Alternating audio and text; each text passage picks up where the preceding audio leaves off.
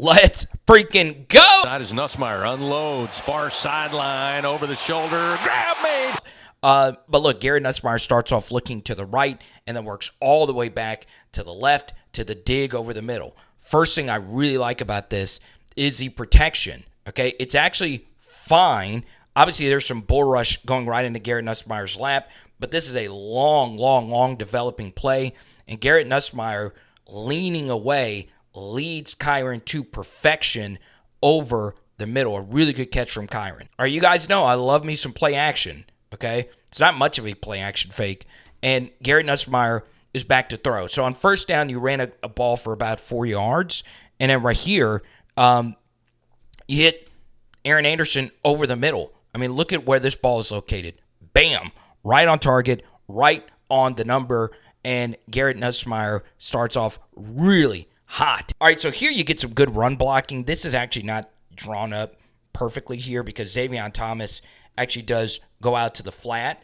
But what's very interesting about LSU in this situation is you have to somewhat like your numbers just based on this box alignment. This is a good job working to the left side, letting your best player make plays, which is Will Campbell, seals him to the inside, and now Josh is off to the races after the safety has a terrible angle, and he falls forward for a really nice gain. All right, first and goal.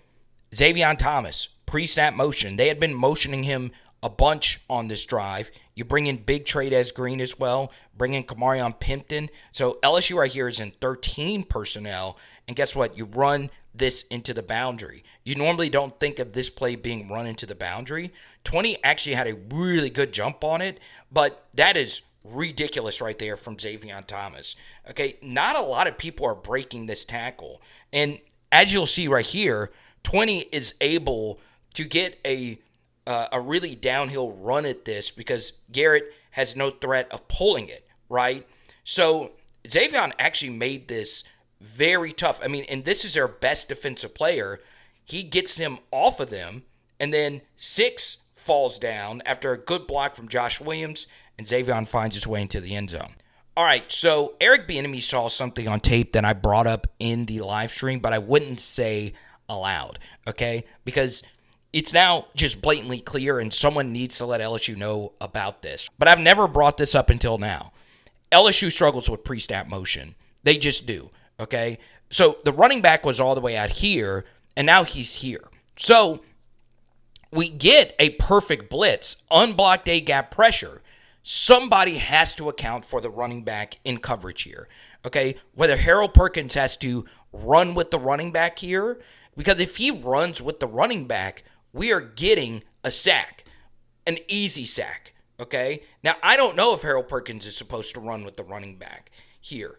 I don't know if Swinson, it's just way off here, all right? I don't know the call, but Blake Baker has got to get this figured out, all right? Now, you almost get bailed out by a really bad drop, but the reason it wasn't dropped is because nobody was there to hit him, right? That's just way too freaking easy, and now it's off to the races.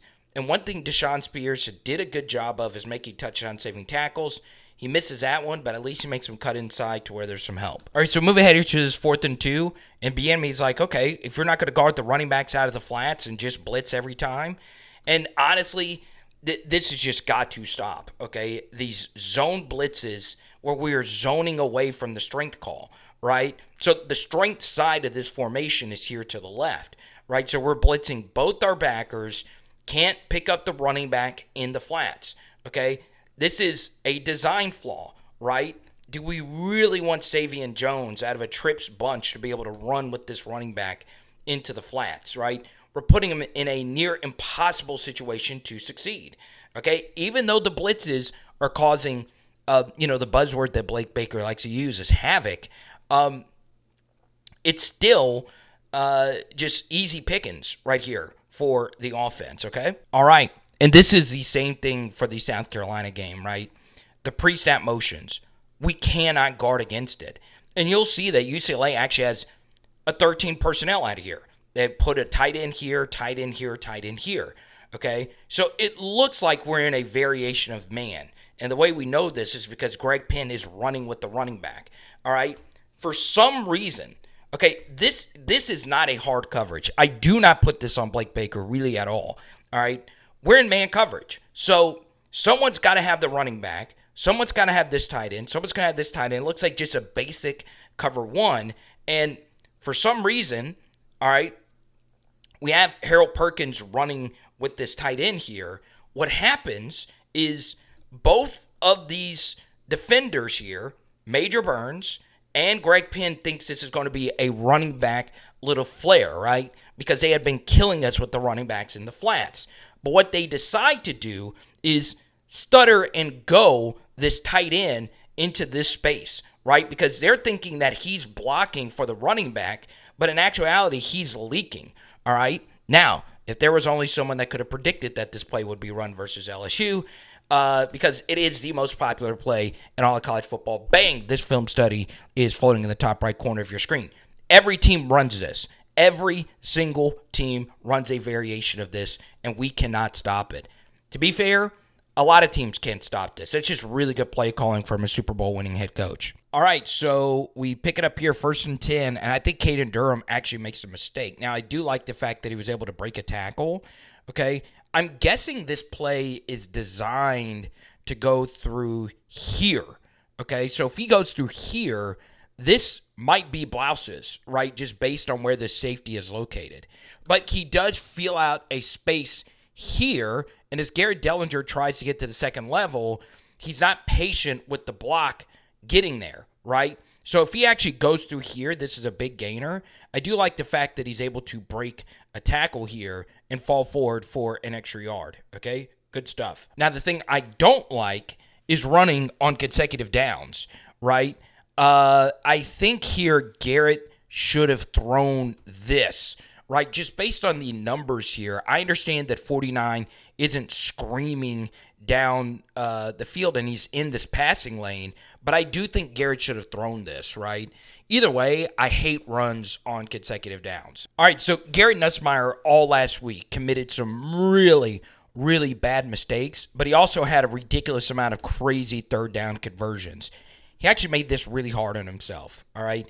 He's got Mason Taylor right here in a good pocket over the middle for a first down, all right? You also could have hit Josh, but you bail out and make a very difficult throw, and Aaron Anderson bails him out with a ridiculous catch. That's good stuff. All right, so in the 2nd and 7, after a little RPO ball to C.J. Daniels, this is actually a really, really good piece of run play calling right here from Joe Sloan, okay? What happens? Well, it's just a little zone to the right. I do love the pistol because you don't know which direction we're going to run, okay? The mistake here is made by Emory Jones, okay? We just need Emory Jones to take this backer and seal him, okay? We just need you to get play side here and just seal 20 to the inside. But 20, like we mentioned, is their best defensive player, okay? So watch what happens here, okay? He spins off of this, and Emory Jones just gets dominated right here, and 20 is right in the gap there to make the play. That's not on play calling right there. This is actually a really good play. You know, there's been a big discussion about two high safeties. You've got to be able to run on this look. You just do. And we're at a pistol, right? So I understand we like to pile on Joe Sloan. You just need one of your best players to make a play right there, and he does it, all right? And it ends up being a negative gain, basically. All right, then we get to this 3rd and 7, and obviously this is just a Kyren Lacy drop. I mean, that's all there is to it. And it is over the middle and hits him right in the chest, okay? He was looking at the safety, and bang. Now, one thing I would say about this is Josh's pass protection has been a little hit and miss. Got to have a little better than that right there. But this is just an absolutely perfect throw, and it's dropped, okay? All right, 4th and 7, and this is just a massive, massive, massive mistake by Garrett Nussmeier and a really good decision by Brian Kelly to go for it. Players aren't executing, all right? I don't think Sloan called a bad half at all, all right? So they are bringing a really, really heavy blitz, but this pocket is really good. Also, you take a look at the numbers pre-snap, there's no deep safety, all right? So I understand it's 4th and 7 and we want to play quick and try and pick up the yardage here, but Garrett Nussmeier also has to know that these DBs, knowing that if they get a stop, they are going to be sitting heavy on these sticks. So let's go for it. Let's go for the tutty here. All right, so Garrett just locks in here on Xavier Thomas. They have a whole robber defender here, and he just locks on to Xavier, and he's not open. If he works over the middle here, C.J. Daniels is walking into the end zone for a touchdown. Instead, we throw an inaccurate ball here, and it's incomplete. And I don't really know what the Garrett and C.J. disconnect is, right? C.J. is getting open. I mean, I've never seen an LSU wide receiver get so open in the first couple of games and get fed so few times, right? I mean, I'm telling you, you would think he is Terrace Marshall Jr. All right, so we get to this 3rd and 8, okay? And once again, we have a chance to make a play, and we just don't get it done, all right? So we bring a lot of pressure here.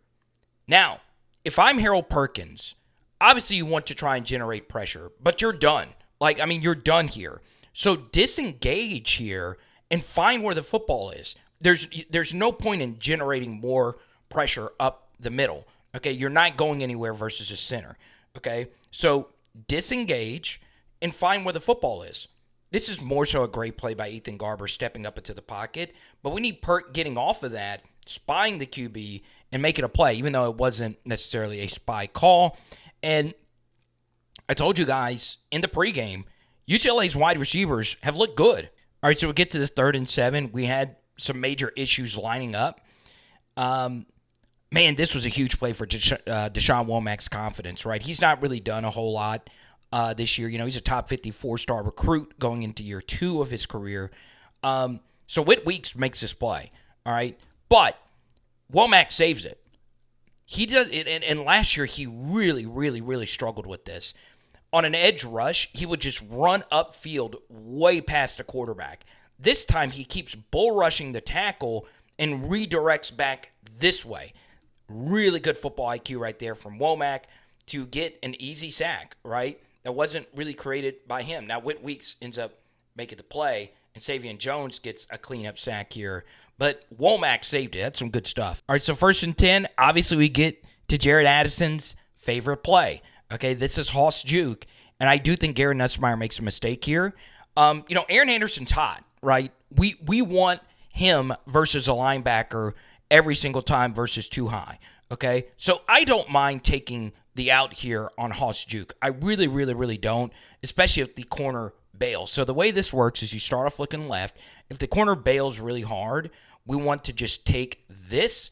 We're lucky that the linebacker wasn't just playing this the entire way because it could have been picked, but Garrett's good ball location saves the day here, and we pick up some good yardage, all right? Now, for those that don't know Hoss Juke, it's a play we've broken down a gazillion times. Actually, my first ever Aaron Anderson video was talking about Hoss Juke in practice. This is what they envision Aaron Anderson being, right? The slot shifty guy. We want this matchup every single time. So the way that it works is you start off looking left and work back to over the middle, and that's where this ball should have gone, okay? So if you start off left and you look right if Aaron elected to juke over here, he's catching this with a lot of room. But we'll take these yards. Side is Nussmeier, unloads, far sideline, over the shoulder, grab me! All right, so LSU decides to run Hoss Juke again. Now, it's a little bit of a different variation where this is just more of a slant, but slot goes, comebacks on the outside, and what you have to run versus cover one are fades from your slots, right? That's okay. And then if it's cover one, what do we want you to do? Probably. Don't touch them. All right, I like that answer. If LSU gets this look, you're going to see a go route from the slots every single time. So, guess what? Joe Sloan comes back to it. And, yes, Kyle Parker makes a ridiculous catch. And, yes, Kyren Lacy could have been completed for a simpler grab, all right? But this ball is as perfectly thrown as it could have been thrown, right? There is no separation here really at all. There is a slight step, but look at where that is. I mean, look at that. I mean, goodness gracious. It's just unreal. It's unreal quarterback play. Man, just trying to give a guy a chance to make a play. Kyle made numbers. What makes this impressive, Garrett Nussmeier starts off looking to the right, actually looks back to the left, and then works back to the right. Okay? Give Tyree Adams a lot of credit. He was just inserted into the game. Protection really didn't matter because the ball got out so quick. Man, literally, these are Jaden and Burrow level dimes. Some of these balls that Garrett has thrown. And it does help that this has been such a big part of the LSU offense over the past couple of seasons. What a throw. What a catch. I mean, look at this. Best defensive play of the first quarter. Dominic McKinley in his first drive. I mean, look at this. I mean, this is a grown man at center. He just bowls him right into the QB's lap. This is ridiculous defensive tackle play. Okay? I actually really like this call right here from Blake Baker and, of course, the DT's coach, Bo Davis, where you're not only giving him a favorable matchup, but you're doing so with the disguise, right? You're slanting him to the inside. Protection does slide in his direction, but we want Dominic McKinley going up against the center with some momentum, okay? And all this is, this isn't even the absolute best technique, right? That's going to come eventually. This is him just being a better athlete than the center. That's to be this high and to throw this guy around this badly is ridiculously athletic. Now, did he get a little lucky that Ethan Garbers' foot got caught up? Sure, right? But this is so huge for his confidence, right?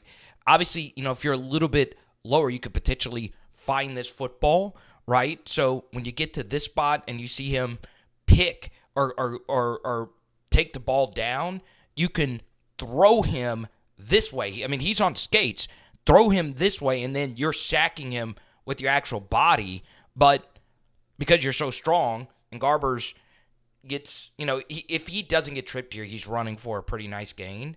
But we're taking that all day, every day. Really good stuff. Really, really, really good stuff. All right, then we get to here and Bradyn Swinson for the second straight week in a row.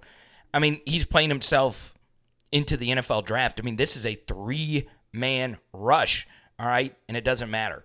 He dominates the left tackle. He got the one-on-one matchup there, and he just sacks Garbers there. Good stuff. All right, so we get to this 3rd and 6, and once again, Garrett Nussmeier continues to freaking cook, okay?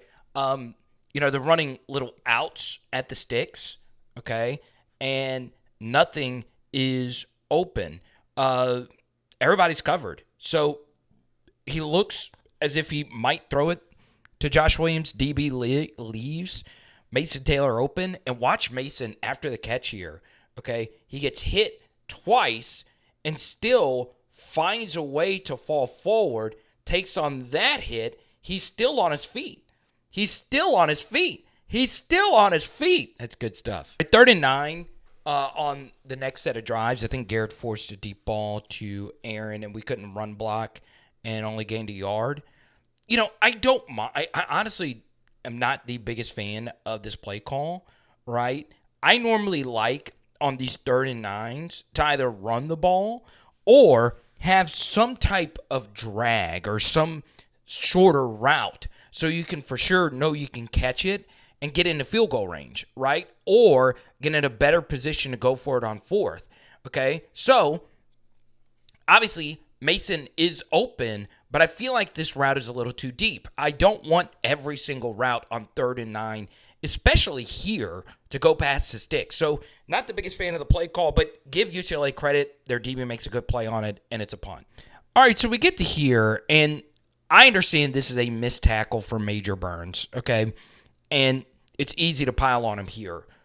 I am going to slightly defend him, though, okay? This is a big guy, all right? You've got to make this play. You just do. I don't know if you knife down and just take his knees out. But you see the tight end leads with his helmet into Major Burns. Now, this is really poor tackling posture. You want to keep your head up. If he keeps his head up, he's making this play. But who is actually leading with the head here? I would say both of them are, right? Still, now that I watch it even more, that is on Major Burns, right? And he gets himself banged up, right? All right, 2nd and 10. Got to keep your feet, right? Got to keep your feet. So he slips, and that gives Rico Flores, a really talented 4-star Notre Dame transfer, room to make a play after the catch. All right, so do you want to see an incredible football play? Look at this from Savion Jones, okay? So Ethan Garbers can run, and he can pull on a zone read, okay? So look at how far Savion Jones has to go to chase this down, right? We kind of over-penetrate here to the right side. This isn't the worst from Ahmad, bro. We just don't need you to get turned, okay? Now, Savion Jones has to get all the way over here and make what is a huge tackle, okay? If he does not make this play, it's South Carolina all over again. Very, very, very underrated play. Good stuff, man. All right, so we get to here, and is this holding? I'll let you decide, okay? But once again, it's Bradyn Swinson making a play. I mean, you can't grab from the back like that. Shout out Rick. He was the one that pointed this out. I don't think you could grab the back. I'm lenient over the middle, and Garbers is able to run for a big first down. But Bradyn Swinson says, I will not be denied. So he comes off the edge here. Obviously, this is a difficult block for a tight end. So tight end pushes him. Bradyn Swinson goes up against the tight end. Look at that dip, man. This looks like freshman year perk off the edge. Look at the dip underneath, and then also the strip to go along with it. Good ball skills, man. That's excellent ball skills. You know, Swinson has always been really good at stripping the ball. He had a very close one last week versus South Carolina. Had a big one to seal the game versus Missouri, and he makes another play. So we get to this 3rd and 5, and like we mentioned, C.J. Daniels has been incredibly unlucky, and this time we actually do hit him on something where he gets open over the middle. I was a little shocked by the leverage of the DB. I'm not going to break all of that down, but this is good stuff right here from Garrett Nussmeier. Okay, I understand the leverage. He thought he had safety over the middle, and Garrett hits CJ. Really good throw, really good catch. All right, so we now get to this 3rd and goal, and the refs let the DBs be physical. All right, Kyren gets a really good release here, so this is where we want to throw the football. And, well, let's see. It is kind of interesting that Garrett decided to fade away when he threw this. I don't think that really had an impact on this play. But did the DB get there early? He did, but they didn't call it, kick a field goal. So we got to have a conversation here about Harold Perkins, all right? We take our nickel DB out, and we have Harold Perkins here playing essentially the star or the money or whatever term you want to call it, the nickel corner or the strong side linebacker, whatever you want to call it. We have him out here on the field. You have simply got to make this play. You've got to make this play, okay? It's simple. He's got it read. This is perfect stuff from Harold Perkins, okay? You are the new contained defender, all right? So we have our end. He over-pursues.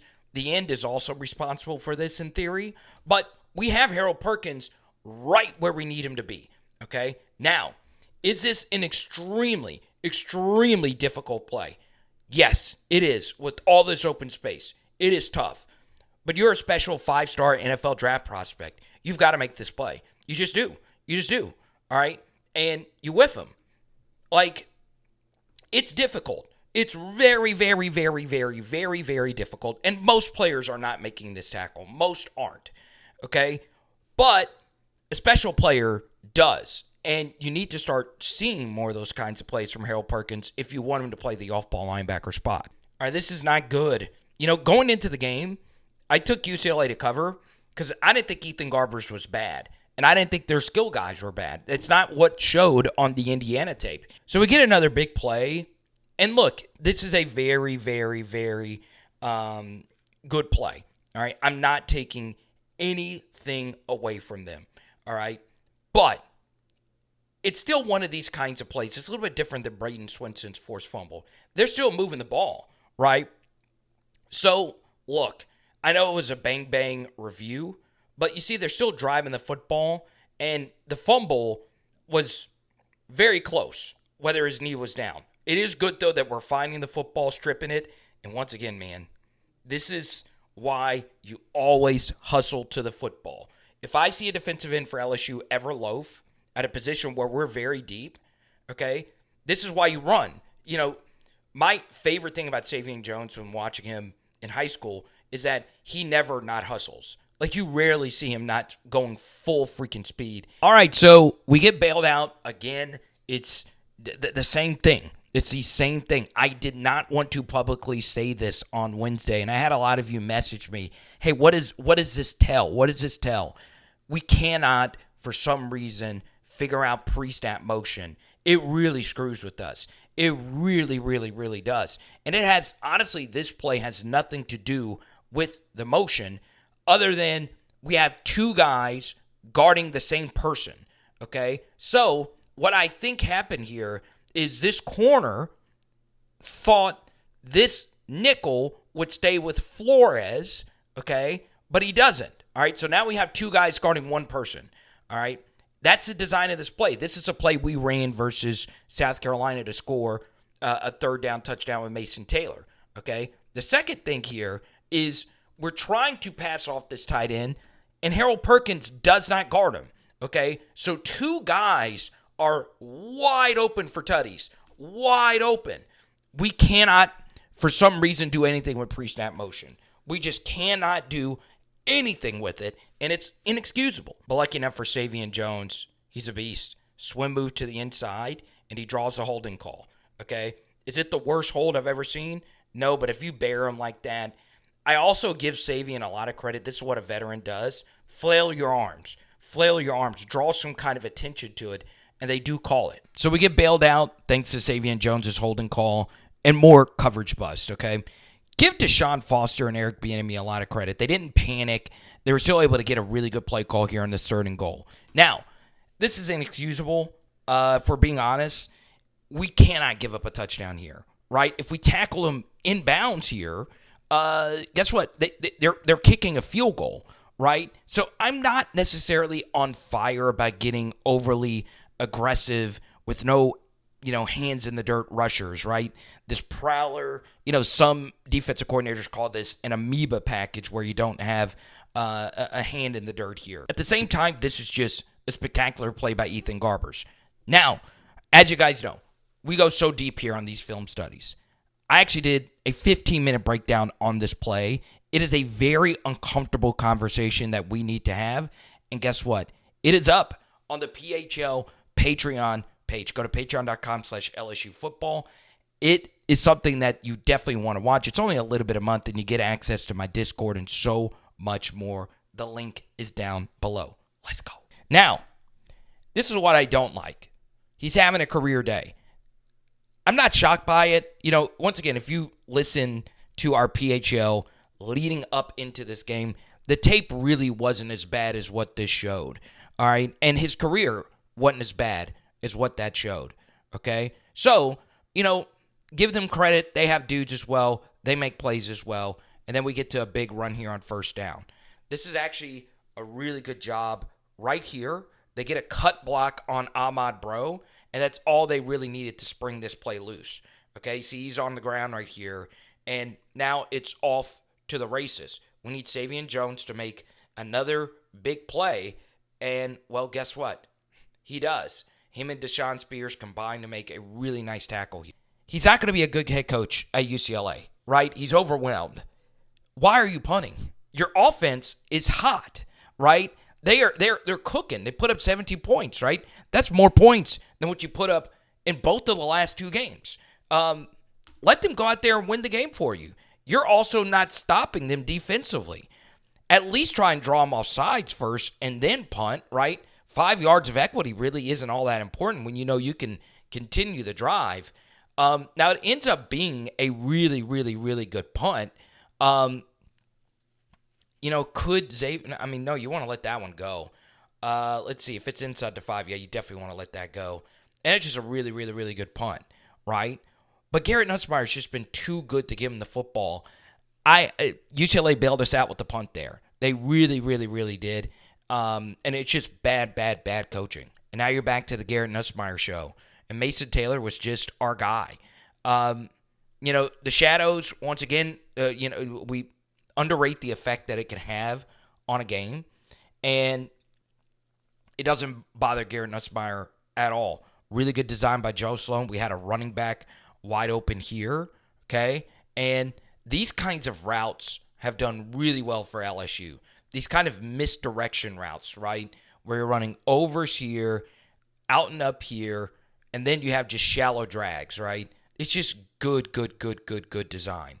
All right, it helps when you're going up against a not-so-great team, especially when Kyren Lacy draws all that coverage, okay?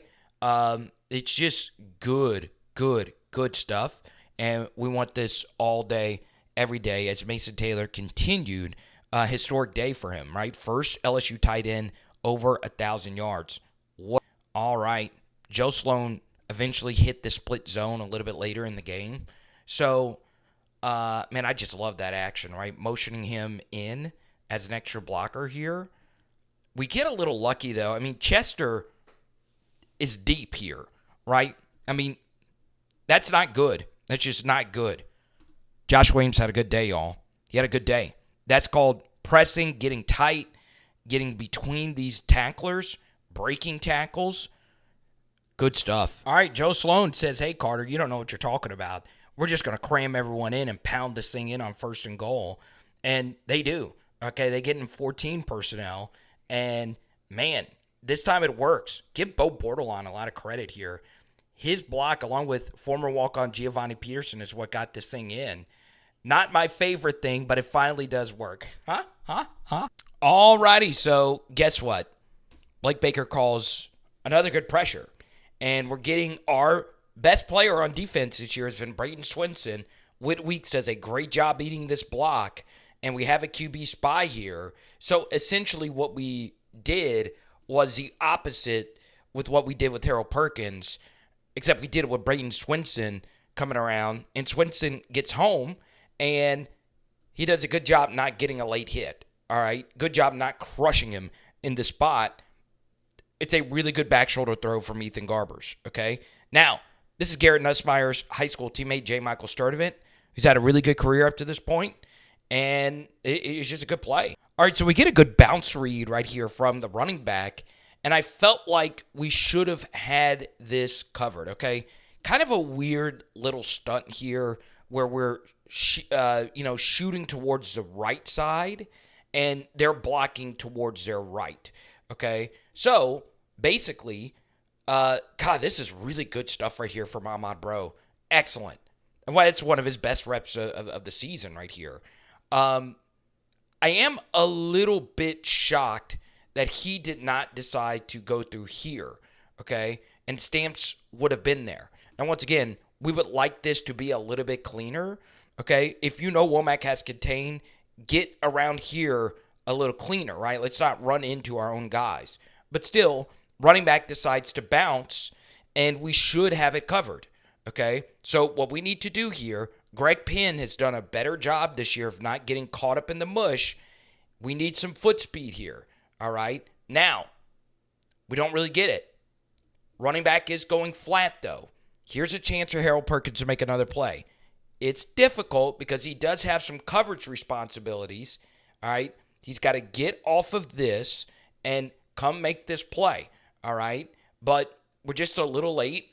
Running back does have us beat here.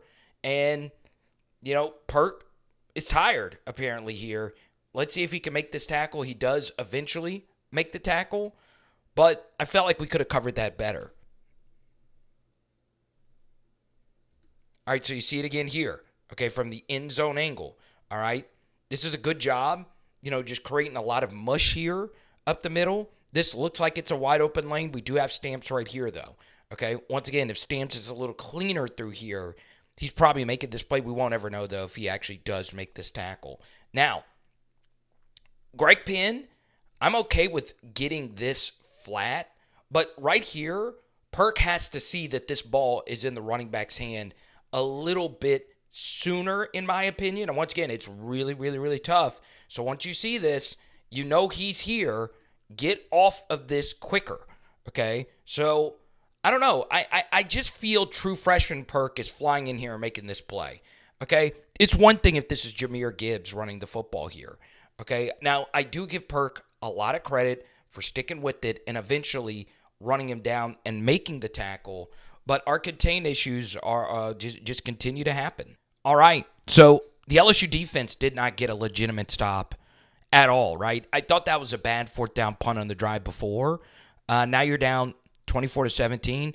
Now you get a really good run, but an illegal block here at the second level. You can't cut at the second level. All right. Now, did this block help spring this run? Yes. Okay. So this is more so, let's say, a 4 or 5 yard run if you don't cut here. Instead, it ends up being a massive loss.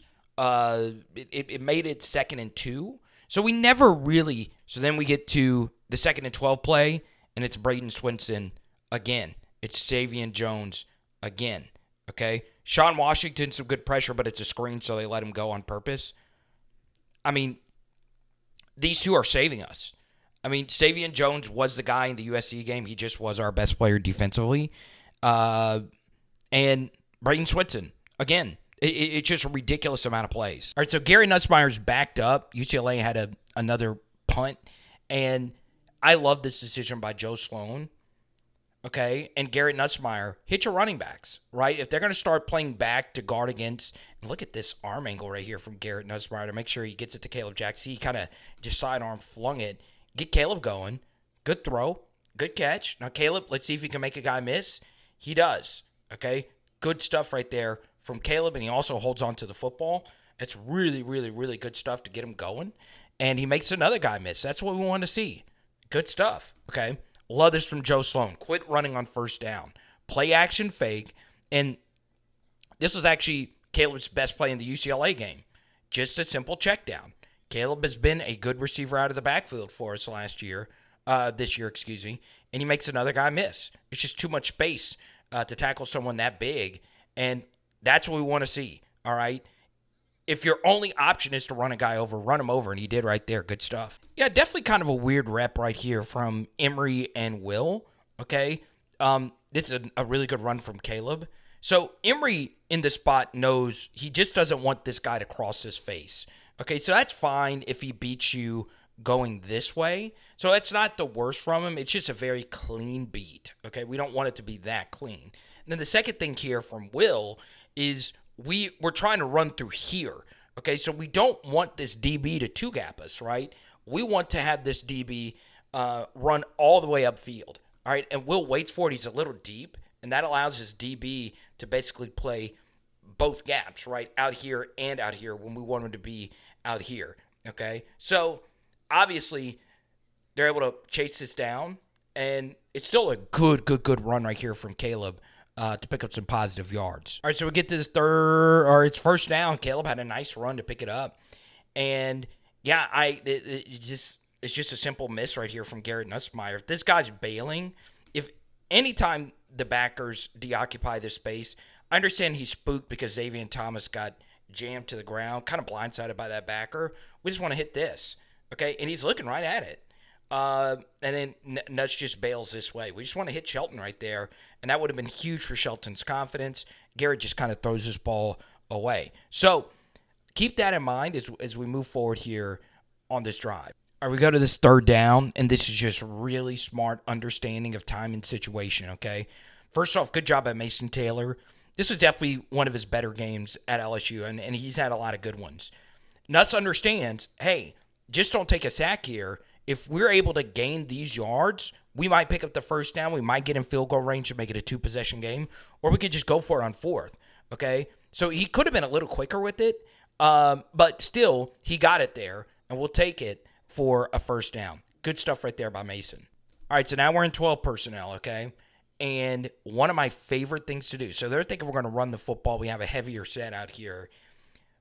The play action to the running back, and you throw it back to him. Okay, so play action fake. We're trying to hit a deep shot here, and nothing is open, all right?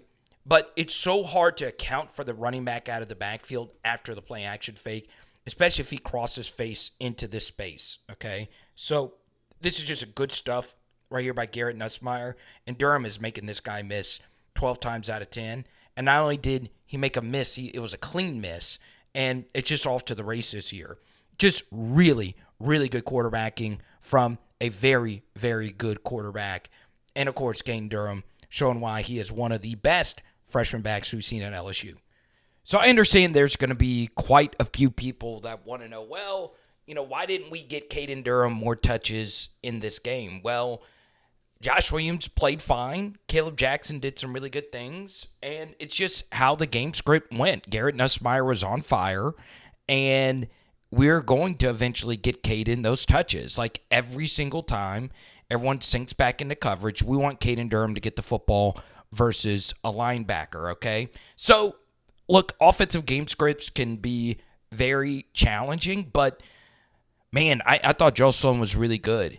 Now, let's talk about this play. This was all over film and in practice videos, and it happened again. So there was a play versus Nichols where Major Burns was going up against a quicker slot receiver in the same exact spot. He had inside leverage, okay? We do not want to get beat to the inside, all right? And guess what? He gets cooked really bad here. And you see, he's just shook, all right? And this ends up being a very explosive play, okay? Now, it's not very, very, very explosive, but it is enough for a first down, okay? Now, I saw this, I always ask on Twitter, what do you guys want to see? Why are we getting beat so bad on in-breakers? I don't know, right? Sometimes it just comes down to having guys who can actually play man coverage. And the thing that sucks about it was the pass rush was really good. JVR Suggs did some really good things. Look at that rip move here to the inside. He's right here for a big sack. And because Major Burns got beat so cleanly, JVR Suggs' effort is futile. But JVR said, look, Major Burns, I'm not going to let you down, man. This time Suggs is in a 3-tech. This is my favorite place to rush the passer, okay? Man-to-man 3-technique pass rushing, baby. There's nothing that beats it. And Suggs beats his guy to the inside badly. Look at that rip move again, baby. Gotta love it. Pressure up the A-gap is the worst kind of pressure. And this time, let's give Major Burns some credit, okay? Now, he's got like a ton of inside leverage here. If you get beat to the inside, then you should lose your scholarship. It's nearly impossible here to get beat to the inside. He has this dominated. Garbers sees that, and he's got to eat this sack. Good stuff from JVR Suggs, and we get a nice sack. Good job by Shand on the edge as well. All right, we get to this 3rd and 14. It's Bradyn Swinson, man. He's so good. He's got the Super Saiyan going on, baby. He's glowing on the field. Destructo disc for my guy Krillin. I always thought Krillin was underrated. Anyway, we get some good rush off the edge here from Bradyn Swinson. He does a good job flailing the arms to draw the holding. Okay? Didn't look like it was the worst holding I've ever seen, but he gets the call. It's 3rd and Chapatulis here, and Ethan Garbers just chunks this up. Okay? And it gets picked. Jordan Gilbert has played a lot better since the USC game where he really struggled. Good job turning this ball over. Excellent, excellent, excellent stuff. Alrighty, so Sloan called a really good game. I don't mind experimenting when you're up by 2 scores, okay? I don't know what this is. Can we please get rid of this play call? One thing I would look at if I was LSU is look at the total EPA per play you have. Not yards per play or anything else like that. The EPA per play on pullers, right? Are we even good enough to pull? All right. So first off, we'll get to the pullers in a second. This is just weird play design. Just don't ever do that again, please. I mean, it's one of the worst plays I've ever seen. Either way, Sloan was really good in this game. Man, we have whiffed a lot of blocks. So even though this play design is terrible, let's also talk about the actual technique of our blocking, okay? We're just missing a lot of guys. We're not really getting good pieces of players, if that makes sense, right? So let's get Will to the second level, all right? And even he whiffs, okay?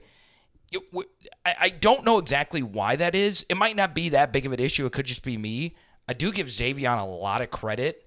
He just does not go down easy. I mean, I understand I'm a big Xavion guy, but it's because you see this stuff, right? He makes this guy miss, makes this guy miss, makes a 300-pound DT also miss, and he's carrying him. He's carrying these guys with no feet. They have his feet taken away.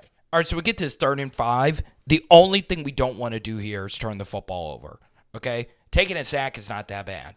We want to just at least get a field goal because it does make it a 3-possession game, and a field goal really does end the game here, okay? So let's just throw a fade ball, see if Kyren can make a play on it, and it just wasn't his day. Give 11 a lot of credit. It's a really good play in the red zone, but we are able to kick the field goal and steal this game, okay? And Kyren's angry. He wanted to get one. I totally get it. Huh? All right, so it's garbage time. We still have a lot of our starters out here, though, okay?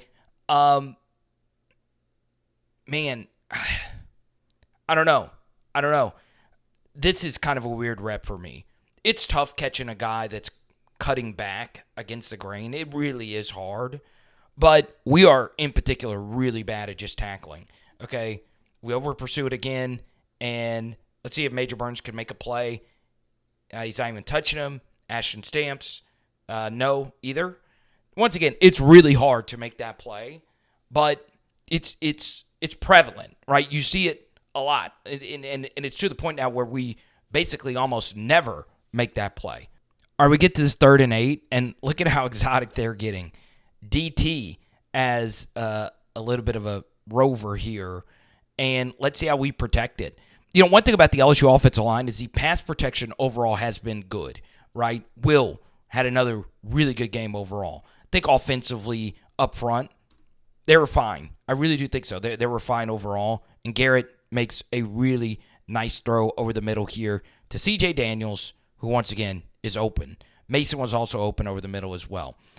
So before I give you my final thoughts, and they're about to get really hot.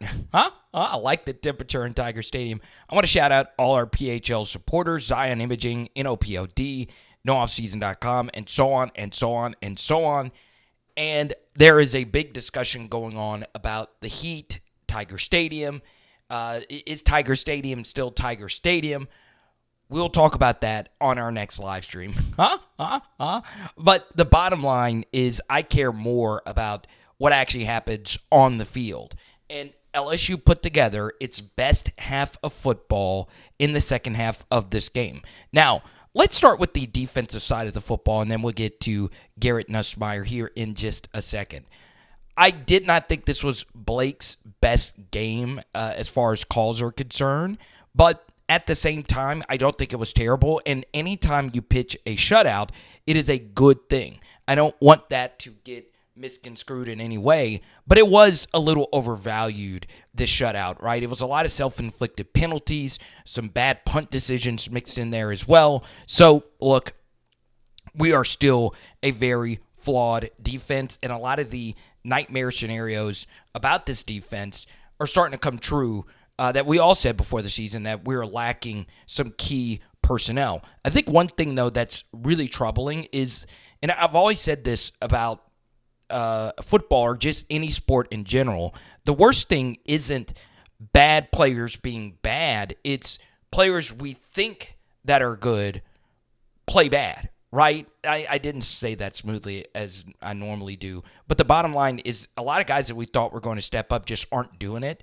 and we're running into some major problems. Now, I won't get too deep into detail because it is kind of filmy. If you want that bonus breakdown, once again, it is unfiltered about changes I would make to the LSU defense. It is linked down below, okay? But let's talk about the positives, and the biggest positive defensively right now is Kevin Peoples. This is the best coach on the staff right now for LSU. Every single defensive end who is playing football right now for LSU is double the player that they were last season. Savion Jones has consistently been one of the best players in the SEC this year. And Bradyn Swinson might do something pretty historic here for LSU. He's got 5 sacks. Now, do I think sacks are a little overvalued as a stat? Sure. But when you have a lot of sacks like Swinson has through these games, 5 sacks, that's pretty daggum good no matter how you cut it. We have not had a double-digit sack guy since Arden Key. In fact, Arden Key is the only double-digit sack since the post-2000 era, right? That's how rare that is. And when you think of all the great defensive linemen, Swinson, we're a third of the way through the season.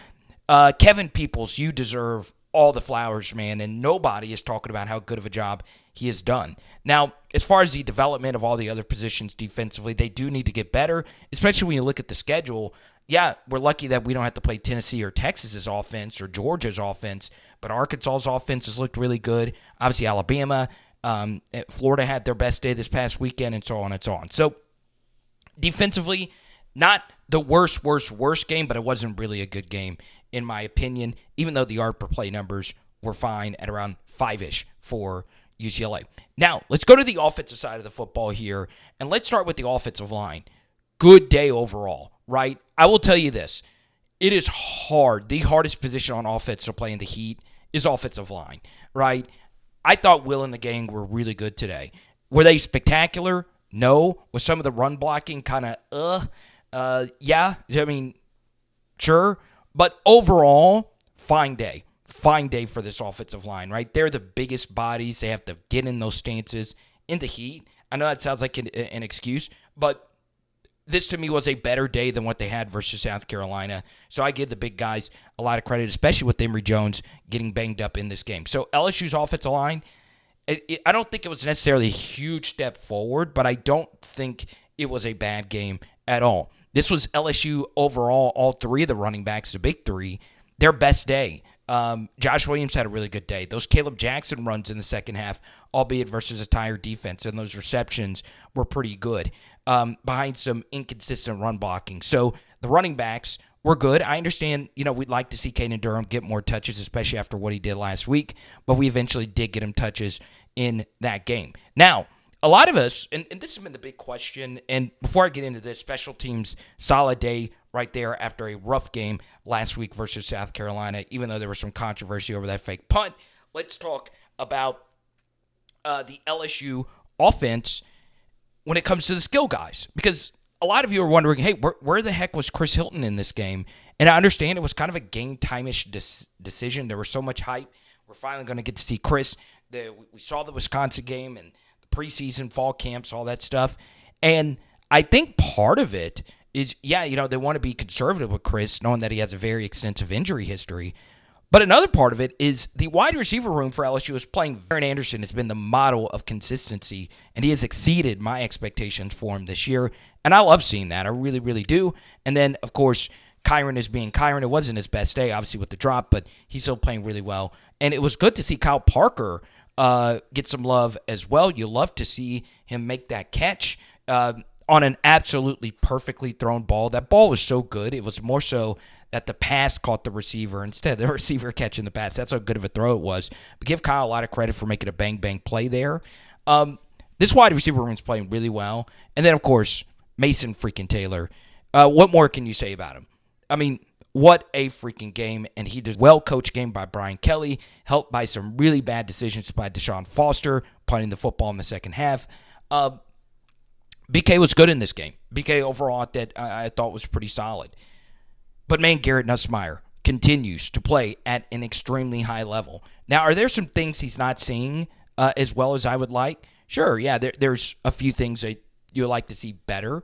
But, I mean, this game was just sensational, right? And there was a lot of emotion going into this game for Garrett Nussmeier, right? First, his dad being able to attend a game. He's a quarterback's coach of the Eagles. He was able to make it happen. And then Garrett's really close friend, his top receiver from high school, J. Michael Sturdivant, was playing for UCLA. I know that meant a lot for him because, Sturdivant has been on the West Coast. I don't know how much they've seen each other, so that was really nice for Garrett to have that moment with him after the game. But all of that aside, this was stupendously good quarterback play. So we are very lucky that we are getting this again.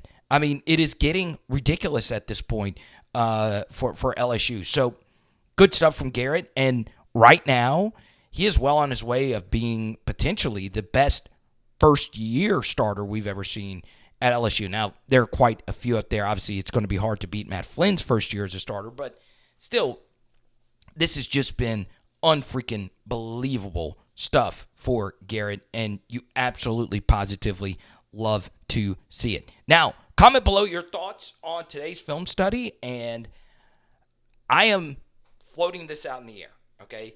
This one was really hard to do.